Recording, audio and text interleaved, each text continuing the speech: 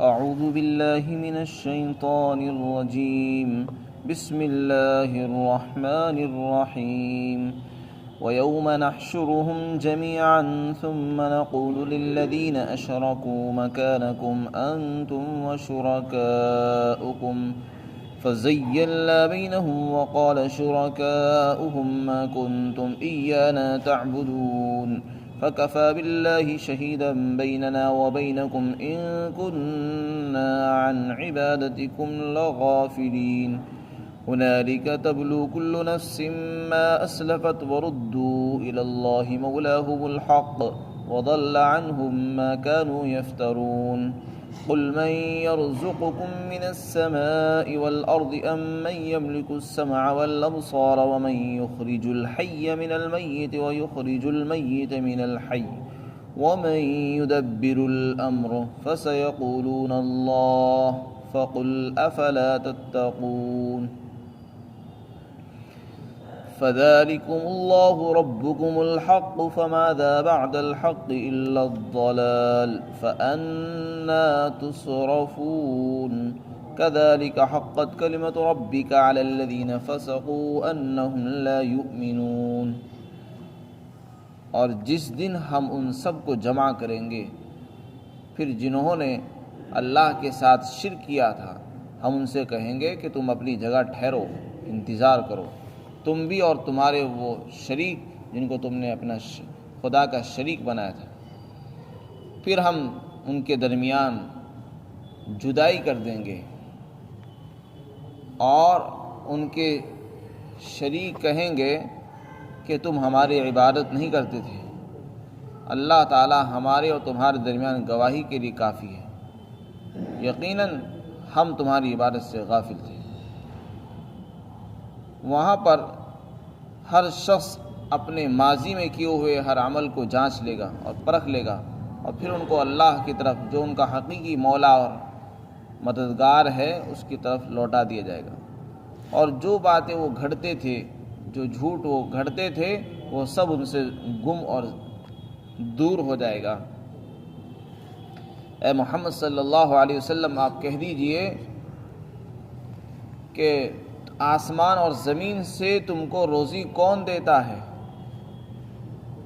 کیا وہ ذات جو تمہاری سننے کی اور دیکھنے کی قوتوں کی مالک ہے، اور وہ ذات جو زندہ کو مردے سے اور مردے کو زندہ سے نکالتی ہے، اور وہ ذات جو تمام کاموں کی تدبیر کرتی ہے؟ تو وہ کہیں گے جواب میں کہ اللہ تعالیٰ روزی پہنچاتا ہے. آپ ان سے کہہ دیجئے کیا تم اللہ سے نہیں ڈرتے ہو؟ یہی اللہ تمہارا حقیقی رب ہے. پھر حق واضح ہونے کے بعد گمراہی کے سوا اور کیا بچا ہے؟ تو تم حق کو چھوڑ کر کدھر پھرے جا رہے ہو؟ اسی طرح آپ کے رب کے کلمات ایسے ان لوگوں کے لیے ثابت ہو چکے ہیں جو نافرمان ہیں کہ وہ ایمان نہیں لائیں گے. گزشتہ آیات میں ایسے لوگوں کا ذکر فرمایا تھا اور ان کا انجام بھی بیان کیا کہ جو برائیاں کرتے ہیں، مراد ہے مشرکین. یہاں پر ان کی ایک حالت کو بیان فرمایا. جو لوگ دنیا میں شرک کرتے ہیں ان کا آخرت میں کیا حال ہوگا، ان کے معبودوں کا اور خود ان کا. اللہ تعالیٰ نے اس کی ایک شکل یہاں پر ذکر فرمائی ہے. شرک کہتے ہیں اللہ کی ذات میں کسی کو شریک ٹھہرانا. اللہ تعالیٰ کو جو اختیارات ہیں ان اختیارات میں وہ اختیارات کسی اور کے لیے ماننا اور یہ کہنا کہ جیسے اللہ تعالیٰ اس کائنات کو چلا رہے ہیں، اللہ تعالیٰ نے بہت سارے اختیارات اپنے مخصوص بندوں کو اور فلاں کو دے رکھے ہیں. نعوذ باللہ، یہی شرک ہے. ہمارا عقیدہ یہ ہے کہ سب کچھ اللہ کے ہاتھ میں ہے، سارے اختیارات اللہ کے پاس ہیں، سارا نظام اسی کے پاس ہے. وہ اپنی مرضی سے جو چاہتا ہے کرتا ہے. تو دنیا میں جو لوگ اللہ کی ذات میں کسی کو یا اس کی صفات میں کسی کو شریک کرتے ہیں، جب قیامت قائم ہوگی اور سب میدان حشر میں جمع ہوں گے تو تو اللہ تعالیٰ مشرکین سے کہیں گے کہ تم اپنی جگہ ٹھہرو، رکو، تم بھی ٹھہرو، اور تم جن کو اپنا سفارشی اور تم اپنا شریک، اپنا معبود، مددگار سمجھ کر عبادت کرتے تھے، پوجا کرتے تھے، ان کو بھی کہیں گے کہ تم بھی اپنی جگہ ٹھہرے رہو، یعنی انتظار کرو، دیکھو کیا ہوتا ہے۔ پھر اللہ تعالیٰ فرماتے ہیں ہم ان کے درمیان جدائی کی پیدا کر دیں گے، ان کے معبودوں کے درمیان اور عبادت کرنے والے، پوجا کرنے والوں کے درمیان جدائی کر دی جائے گی۔ اور یہ جو ان کے معبود ہیں، جن کو انہوں نے اپنے دنیا میں اپنا معبود بنایا تھا، چاہے وہ بے جان ہو یا جاندار ہو، سب کہیں گے کہ یہ ہماری عبادت نہیں کرتے تھے، صاف انکار کر دیں گے کہ تم ہماری عبادت نہیں کرتے تھے۔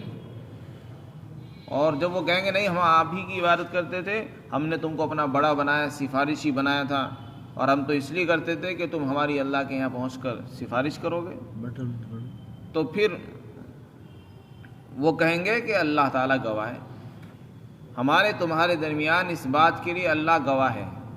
اللہ بتائے گا کہ وہ عبادت کرتے تھے نہیں کرتے تھے۔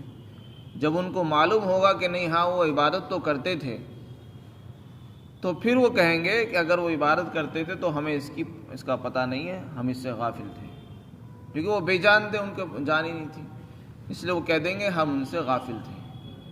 اللہ فرماتے ہیں ان کے درمیان جدائی کی کر دی جائے گی، یعنی جدائی کی کا مطلب یہ ہے کہ آدمی پوری زندگی جس کی پوجا اور عبادت کرتا تھا اس نیت سے، اس امید میں کہ یہ مشکل وقت میں ہمارا ساتھ دیں گے اور مدد کریں گے، اگر ہم مر گئے، جیسا کہ ہمارا عقیدہ، مسلمانوں کا عقیدہ ہے، مرنے کے بعد آدمی کو اللہ کے یہاں حساب دینا ہے، پھر جہنم میں اور جنت، دو چیزیں اللہ نے بنائی ہے، اچھے لوگوں کو جنت اور برے لوگوں کو جہنم ملے گی، اور وہاں حساب کتاب ہوگا اور سب چیزوں کا مواخذہ ہوگا۔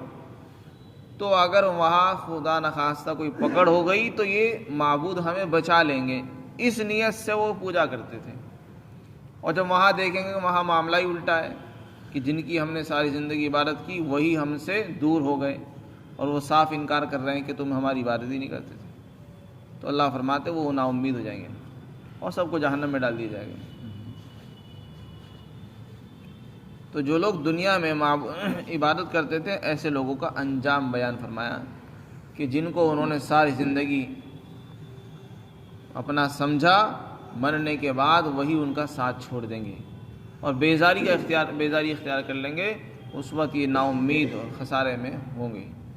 اللہ فرماتے ہیں اور جس دن ہم ان سب کو جمع کریں گے، پھر ہم مشرکین سے کہیں گے کہ تم اپنی جگہ اور تمہارے شریک اپنی جگہ ٹھہرو، انتظار کرو، پھر ان کے درمیان ہم جدائی پیدا کر دیں گے، اور ان کے شریک کہیں گے کہ تم ہماری عبادت نہیں کرتے تھے، اللہ ہمارے تمہارے درمیان گواہی کے لیے کافی ہے، اور یقیناً ہم تمہاری عبادت سے بے خبر تھے۔ اللہ تعالیٰ فرماتے ہیں یہ قیامت کا جو دن ہے، اس دن ہر شخص اپنے ماضی میں کیے ہوئے ہر عمل کو جانچ لے گا، پرکھ لے گا۔ جس نے بھی دنیا میں رہ کر اپنی پچھلی زندگی میں جو بھی عمل کیا ہوگا، آج اس کو اس کے عمل کی حقیقت کھل جائے گی کہ واقعتاً وہ عمل کرتا بھی تھا، یہ بس ویسے ہی تھا۔ جیسے مشرکین پوجا کر رہے ہیں، ساری زندگی ان کی خدمت میں لگے ہوئے ہیں، ان کو بھی پتہ چل جائے گا کہ ہم نے کچھ نہیں کیا، یہ سب ہماری محنت سب بیکار چلی گئی۔ اور جو اچھے عمل کر رہے ہوں گے ان کو معلوم ہو جائے گا کہ ہمارا جو عمل تھا وہ بیکار نہیں گیا۔ تو ہر اچھے برے عمل کرنے والے کو اپنے عمل کی حقیقت کب معلوم ہوگی؟ آنکھ بند ہونے کے بعد۔ آنکھ بند ہونے سے پہلے تو ہر انسان یہ سمجھتا ہے کہ میں گھوڑے پر سوار ہوں، میں سب سے صحیح راستے پر چل رہا ہوں، میں ہدایت پر ہوں۔ کوئی آدمی اپنے آپ کو غلط نہیں بتاتا۔ اگر کوئی غلط بھی ہو اور اس کو کہا جائے کہ تم غلط ہو، وہ صاف منع کر دے کہ نہیں میں غلط نہیں۔ تو دنیا کا معاملہ تو ایسا ہے کہ جو بالکل صریح غلطی پر ہے وہ بھی اپنی غلطی ماننے کو تیار نہیں، جو گمراہی پر چل رہا ہے وہ کہتا ہے نہیں میں سب سے صحیح راستے پر ہوں۔ تو صحیح پر کون ہے، غلط راستے پر کون ہے، اس کا پتہ آنکھ بند ہونے کے بعد پتہ چلے گا، اور اس دن ہر انسان کو اپنے عمل کی حقیقت معلوم ہو جائے گی، وہ خود جانچ لے گا، پرکھ لے گا کہ میں کرتا بھی تھا یا نہیں تھا۔ تو اس لیے ہر انسان کو عمل کرنے سے پہلے جانچنا چاہیے، پرکھنا چاہیے کہ میرا جو عمل ہے واقعتاً مجھے نجات دلانے والا بھی ہے، یا بس ویسے ہی میں ایک دوسرے کا دیکھا دیکھی اور ایک دوسرے کے بہکائے میں آنے سے کہنے سے ہی کر رہا ہوں۔ ہم سب کے لیے قرآن اور حدیث، رسول اللہ کی تعلیمات اور اللہ کے احکامات ہمارے لیے نمونہ ہیں۔ ہم جو بھی کام کریں اس میں اللہ کا حکم تلاش کریں، اس میں اللہ ہم سے کیا کہتا ہے، رسول اللہ کی اس میں کیا تعلیم ہے۔ اگر کوئی آدمی صحیح راستے پر چلنا چاہتا ہے، دنیا میں چاہتا ہے میں جو بھی کروں صحیح کام کروں، کوئی کام مجھ سے ایسا نہ ہو کہ جس سے میری پکڑ ہو جائے، تو اس کے لیے ضروری ہے کہ وہ اپنا کسی کو اپنا امام پیشوا بنائے، کسی کو اپنا رہبر رہنما بنائے، کسی کے ہاتھ میں ہاتھ دے، کسی کا دامن پکڑے۔ اس دنیا کے اندر آدمی اکیلا نہیں چل سکتا، یہاں پر زندگی گزارنے کے لیے کسی کو اپنا رہبر رہنما بنانا پڑتا ہے، تبھی جا کر آدمی کی زندگی صحیح رخ پر چلتی ہے۔ ورنہ دنیا میں انسان کے لیے بہت سارے راستے گمراہی کے آتے ہیں، اور آدمی جب اس کا کوئی رہبر اور رہنما کوئی شیخ نہیں ہوتا تو آدمی راستے سے بھٹک جاتا ہے۔ تو ہمیں اللہ نے قرآن دیا ہے، حدیث دی ہے، اور اس کا علم عطا فرمایا ہے۔ ہمارے لیے ضروری ہے کہ ہم بھی جو بھی کام کریں سب سے پہلے اس میں اللہ کا حکم تلاش کریں، اللہ ہم سے اس بارے میں کیا کہتے ہیں، یہ کام ہمارے لیے صحیح ہے غلط ہے، یہ اس کام کا کیا طریقہ ہے، رسول اللہ کس طرح کیا کرتے تھے، ہم کو کیسے کرنا چاہیے اور ہم کر کیسے رہیں گے۔ تو ہر چیز کے لیے ہم نمونہ تلاش کریں رسول اللہ کی زندگی میں، صحابہ کرام کی زندگی میں، اور قرآن میں اور حدیث میں۔ ورنہ دنیا میں تو ہر انسان کام کر ہی رہا ہے، ہر انسان اپنی اپنے عبادت کے طریقے اختیار کیے ہوئے، لیکن ضروری نہیں کہ ساری عبادت ساری طریقے اللہ کے ہاں پسند ہو۔ اللہ کو وہی طریقہ پسند ہے جو رسول اللہ صلی اللہ علیہ وسلم کا تھا۔ عبادت آپ بھی کر رہے ہیں، غیر مسلم بھی عبادت کرتا ہے، پوجا کرتا ہے، اور ساری دنیا کرتی ہے، لیکن اللہ تعالیٰ فرماتے ہیں جو عبادت نبی کے طریقے پر ہوگی وہ مجھے پسند ہے۔ یہاں تک کہ نماز کے بارے میں فرمایا کہ وہ نماز پڑھو جو میں پڑھتا ہوں، نماز وہ مت پڑھو جو تمہاری عقل بتا رہی ہے۔ صلو کما رأیتمونی اصلی، ایسے نماز پڑھیے جیسے میں پڑھتا ہوں، جیسے مجھے پڑھتے ہوئے دیکھ رہے ہو، بالکل ایسی نماز تمہاری بھی ہونی چاہیے۔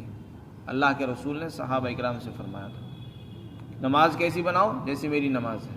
اس سے پتہ چلا ہر چیز میں ہمارے لیے نمونہ آپ کی ذات ہے۔ قرآن میں خود اعلان فرما دیا اللہ نے، لقد کان لکم فی رسول اللہ اسوۃ حسنہ، تمہارے لیے بہترین نمونہ موجود ہے نبی کی ذات میں۔ اگر تم چلنا چاہتے ہو، زندگی گزارنا چاہتے ہو، نبی کی ذات تمہارے لیے آئیڈیل نمونہ ہے۔ وضو کس طرح کرنی چاہیے، نبی کا طریقہ۔ نماز کیسے پڑھنی ہے تو نبی کی نماز دیکھ لو۔ ہمیں شادی شدہ زندگی کیسے گزارنی ہے تو اس میں اللہ کے رسول زندگی گزار کر چلے گئے۔ تو آپ کے پاس ہر چیز کا نمونہ ہے، معاملات کی زندگی بھی ہے، اور اخلاق کی زندگی بھی ہے، اور عبادات بھی ہے، عقائد بھی ہے، معاشرت، ہر چیز کو آپ نے کر کے بتایا ہے اور دکھایا ہے۔ اللہ فرماتے ہیں ہر شخص کو اپنے کیے کا پتہ چل جائے گا، اور ہر شخص اپنے عمل کو جانچ لے گا اس دن، اور پھر کیا ہوگا، واپسی کی کوئی امید نہیں ہوگی کہ جب آدمی کو پتہ چلے گا میں نے تو کچھ کیا ہی نہیں، لہذا دوبارہ سے دنیا میں جا کر عمل کر لوں، ایسا کوئی موقع نہیں ملے گا۔ دوبارہ سے واپسی کا کوئی موقع نہیں، کوئی خیال نہیں۔ اب تو بس اللہ کے پاس ہی جانا ہوگا، جو ان کا حقیقی رب ہے پروردگار، اسی کے پاس ان کو لوٹایا جائے گا۔ اللہ فرماتے ہیں دنیا میں جو جھوٹ تراشتے تھے، اللہ کے بارے میں بہتان باندھتے تھے، جھوٹ بولتے تھے، وہ سارا جھوٹ ان کا جو ہے سب بیکار ہو جائے گا، کسی کام نہیں آئے گا۔ پھر آگے اللہ تعالیٰ نے مشرکین سے کچھ سوالات فرمائے ہیں۔ مشرکین کا عقیدہ تو وہی ہے جو ہمارا ہے، یعنی ساری کائنات کا مالک اللہ ہے۔ بے شک اللہ، ہم بھی یہی عقیدہ رکھتے ہیں، مشرکین بھی۔ آپ کسی غیر مسلم سے پوچھو، وہ بھی کہے گا سارا نظام کون چلا رہا ہے، سب کا مالک ایک ہے۔ اور لوگ گاڑیوں پر بھی لکھ کے رکھتے ہیں کہ سب کا مالک ایک ہے۔ تو آپ جس سے بھی ملیں گے وہی کہے گا سب کا مالک ایک ہے، اور سب کو چلانے والا ایک ہے، ایک ہی پروردگار ہے۔ کسی سے بھی آپ مل لیں، اللہ جل جلالہ، لیکن وہ ہم تو صرف یہیں تک رہتے ہیں کہ اللہ تعالیٰ ہی سب کچھ کرنے والا ہے، وہی سب کا مالک ہے۔ بے شک وہ اس سے ایک قدم آگے بڑھ کے شیطان نے ان کو ایک راستہ اور بتایا شرک کا، کہ اللہ تعالیٰ نے کچھ اختیارات اپنے خاص بندوں کو بھی دے رکھے ہیں۔ مثلا فلاں اختیار فلاں کے پاس ہے، فلاں اختیار فلاں کے پاس، فلاں اختیار فلاں کے پاس، اگر اس کے پاس جائیں گے تو یہ کام وہاں سے بھی بن سکتا ہے۔ اس طریقے سے شرک کے دروازے شیطان نے ان کو سجھائے ہیں اور بتا دیے ہیں، اور وہ ان کی بات ان کے سمجھ میں آ گئی ہے، اور اسی طریقے پہ لوگ چل پڑے ہیں۔ اسی سے شرک کی راہیں کھلی ہیں، اور اگر ہمیں شرک سے بچنا ہے تو سارے راستے بند کرنے ہوں گے، صرف اللہ ہی کو سب کچھ بنانا پڑے گا۔ اللہ ہی کو سارے اختیارات ہیں، کسی کو کوئی اختیار نہیں ہے۔ ہم یہ کہیں کہ اولاد دینے کا اختیار فلاں خواجہ پیر صاحب کے پاس بھی ہے، اور روزی کا کوئی مسئلہ ہو تو فلاں کے پاس جانے سے حل ہو جائے گا، بس یہیں سے شرک کا دروازہ کھلتا ہے۔ تو مشرکین نے جو بتوں کی پوجا شروع کی ہے، مورتیوں کی جو پوجا کرتے ہیں جو لوگ، وہ یہیں سے شروعات ہوئی ہے۔ مانتے وہ بھی ہیں پوری کائنات کا مالک اللہ ہے، اللہ ہے۔ لیکن اختیارات کو وہ بانٹ دیتے ہیں۔ یہ نہیں کہتے سارے اختیارات اللہ ہی کے پاس ہیں، نہیں، فلاں اختیار فلاں دیوی کے پاس ہے، فلاں اختیار فلاں بدھ کے پاس ہے، فلاں دیوی کے پاس۔ اسی سے انہوں نے شرک کے دروازے کھول دیے اور شرک شروع کر دیا۔ اللہ فرماتے ہیں آپ ان سے پوچھ کر دیکھو، ان کا جو حقیقی عقیدہ وہی نکلے گا کہ اللہ ایک ہے۔ اللہ فرماتے ہیں ان سے سوال کرو آپ، تمہیں روزی کون دیتا ہے؟ آسمان و زمین سے تمہیں روزی کون پہنچاتا ہے؟ وہی کیا کہیں گے؟ اللہ۔ ان سے پوچھو تمہارے کانوں کا مالک کون ہے؟ آنکھوں کا مالک کون ہے؟ جو تمہاری کانوں کی آنکھوں کی حفاظت کرتا ہے، جو تمہاری آنکھوں کو جب چاہتا ہے تمہاری طاقت چھین لیتا ہے، سننے کی صلاحیت ختم کر دیتا ہے، دیکھنے کی تمہاری بینائی ختم کر دیتا ہے، وہ کون ہے؟ تو وہ ایک ہی جواب دیں گے، اللہ ہے۔ ان سے سوال کرو زندہ کو مردہ سے کون نکالتا ہے، مردے کو زندہ سے کون باہر نکالتا ہے؟ تو ان کا ایک ہی جواب ہے، اللہ ہے۔ ان سے ایک سوال اور کرو، یہ ساری کائنات کی تدبیر اور انتظام کون کر رہا ہے؟ تو کیا جواب دیں گے؟ اللہ فرماتے ہیں یہی جواب دیں گے، اللہ کرتا ہے۔ اللہ فرماتے ہیں جب تمہیں خود اس بات کا یقین ہے اور پتہ ہے کہ سارا نظام اللہ ہی چلا رہے ہیں، سب کچھ وہی کر رہا ہے، روزی بھی وہی دے رہا ہے، ہمارے سننے کی صلاحیت، آنکھوں کانوں کا مالک وہ ہے، زندے کو مردے سے، مردے کو زندے سے نکالنے والا بھی وہی ہے، تو پھر بھلا تم نے اللہ کو مانتے ہوئے اللہ کی عبادت کیوں چھوڑی؟ بتوں کی پوجا کیوں شروع کی؟ جان کر بتوں کی پوجا کرنا، بے وقوفی کرنا، یہ تو سب سے بڑی حماقت ہے۔ ایک تو یہ کہ آدمی کو پتہ نہیں تھا، اس نے جو ہے ایک دوسرے کو دیکھا دیکھی کر لیا، اور ان مشرکین کو معلوم ہے کہ سب کا معبود ایک ہے، اللہ ہے، اور پھر بھی اس کی عبادت کرتے ہو، اس سے بڑی ناشکری اور حماقت اور کیا ہو سکتی ہے؟ اللہ فرماتے ہیں آپ ان سے سوال کرو، آسمان اور زمین سے تمہیں روزی کون دیتا ہے؟ تمہارے کانوں کا اور آنکھوں کا مالک کون ہے؟ اور زندے کو مردے سے اور مردے کو زندے سے کون نکالتا ہے؟ زندہ کو مردے سے نکالنے کی مثال ہے جیسے انڈے سے بچہ نکلتا ہے، اور مردے کو زندے سے نکالنے کی مثال ہے جیسے مرغی سے انڈا بے جان ہے اور بچہ جاندار ہے۔